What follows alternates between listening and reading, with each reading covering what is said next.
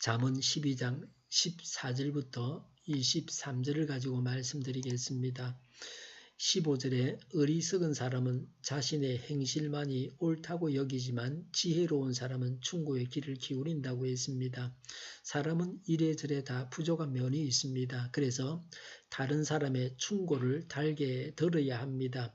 생각을 깊이 해보면 생각이 바뀌기도 합니다. 잠시 동안 잘못 생각할 수 있습니다. 내가 왜 그렇게 생각했을까 하는 생각이 들 때도 있습니다. 교만을 버리고 남의 말을 듣고 항상 자신을 고쳐서 올바른 길로 나아가는 것이 지혜입니다. 어린아이에게도 배울 것은 있습니다. 특히 정보화 시대인 오늘날에는 정보 기술에 있어서는 아이들에게서 배워야 합니다. 남으로부터 배우고 하나님의 말씀을 들어서 영원한 복을 누립니다. 하나님은 많은 경우에 다른 사람을 통해서 말씀하십니다. 남의 입에서 하나님의 음성을 들어야 합니다. 어리석은 자는 자기 생각을 절대적인 것으로 알고 편협한 마음을 가져서 멸망에 이르게 됩니다.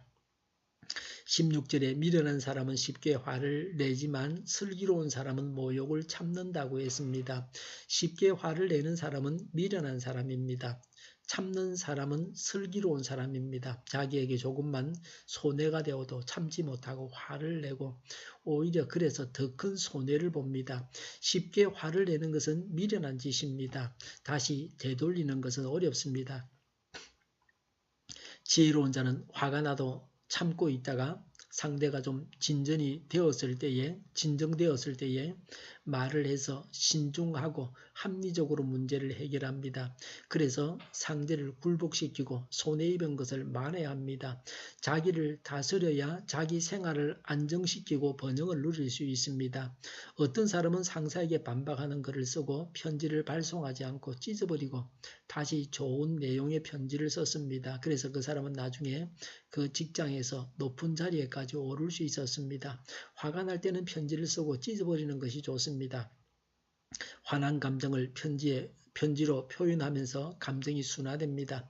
그리고 나서 남이 받아서는 기분이 상할 편지를 없애버리는 것입니다. 미국 링컨도 대통령으로 있으면서 화가 났을 때 적은 편지를 발송하지 않았다고 합니다. 영국의 문학자 존슨 박사는 하나님도 사람을 재판할 때는 그 사람이 죽을 때까지 기다리십니다. 라고 했습니다.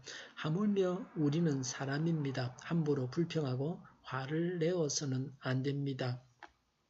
시간만 지나가면 그냥 풀리는 오해도 얼마든지 있습니다. 조급하게 화를 내고 싸워서는 안 됩니다. 23절에 슬기로운 사람은 지식을 감추어 두어도 미련한 사람의 마음은 어리석음을 전파한다고 했습니다.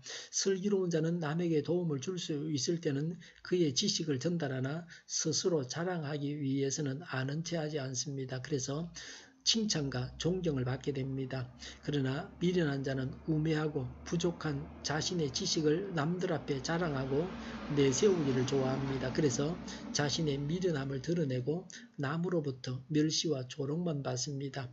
잘 모르면서 아는 체 하면서 떠드는 것보다는 가만히 있는 것이 훨씬 낫습니다. 아무리 말을 해도 듣지 않는 사람이 있습니다.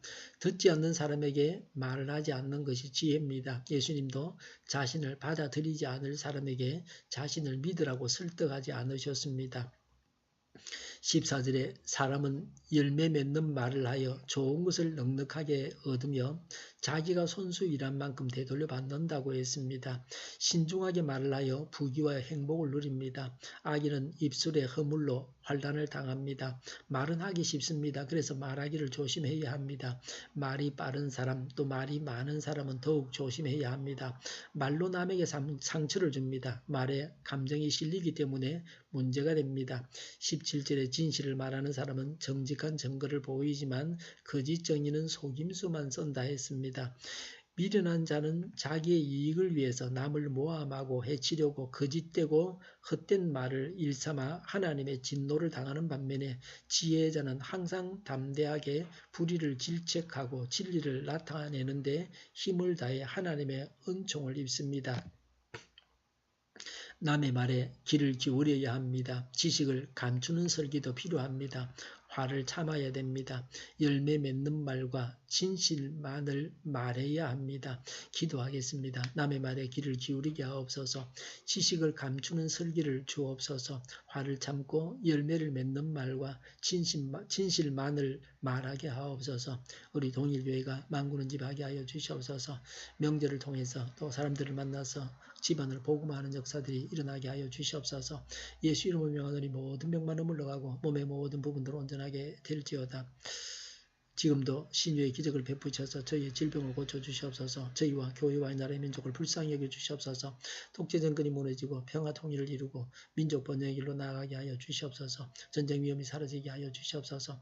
북한의 핵 문제를 해결하여 주시옵소서. 신앙의 자유를 늘 누리며 살게 하여 주시옵소서. 하나님을 대적하는 세력들이 바로 망하게 하여 주시옵소서. 국회와 정부가 하나님이 기뻐하시는 법만을 만들게 하시며 반성경적인 모든 법과 내기와 영들이 지구상에서 즉시 절필하게 하여 주시옵소서. 대통령이 동시를 자라게 하시며 지진이 일어나지 않게 하시며 출산율이 올라가게 하시며 자녀를 낳고 살만한 나라가 되게 하여 주시옵소서. 에너지 정책 또 재활용금 정책을 제대로 세워서 집행하게 하여 주시옵소서. 늘 맑은 공기를 마실 수 있게 하여 주시옵소서. 오늘도 성령님을 따라서 차고 넘치는 삶 복된 삶을 살게 하여 주시옵소서. 감사와 찬양을 주님께 돌려드리며 예수님의 이름으로 기도하옵나이다. 아멘.